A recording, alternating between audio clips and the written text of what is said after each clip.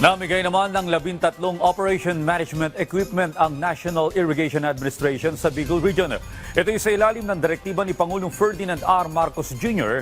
na pabilisin ang mga proyektong patubig sa rehiyon. Si Connie Kalipat ng Philippine News Agency sa detalye.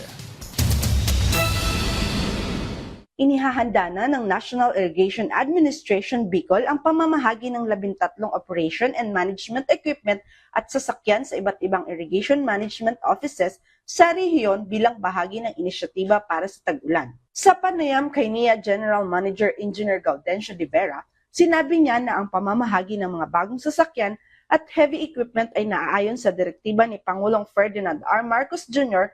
na pabilisin ang pagbuo ng mga proyektong patubig sa Bicol. Kabilang dito ang 7 mini dump truck, 3 backhoe loader, 1 motor grader, 1 Tamaraw FX at 1 coaster. Sinabi pa ni De Vera na ang mga heavy equipment ay gagamitin sa pagdisilting ng mga kanal at dam para makatulong maiwasan ang pagbaha. Magsasagawa din sila ng mga desilting sa mga ilog upang matiyak ang tamang daloy ng tubig. Binanggit din ni De Vera na mahigit 800 asosasyon ng mga irrigator ng NIA ang maaaring makinabang sa bagong kagamitan. Samantala, sinabi niya na inaasahan din nila ang 1 pang motor grader, 1 backhoe loader at 2 self-loading trucks upang higit pang mapahusay ang operational efficiency, suportahan ang mga field activities at matiyak ang epektibong pagpapatupad ng mga proyektong sa patubig.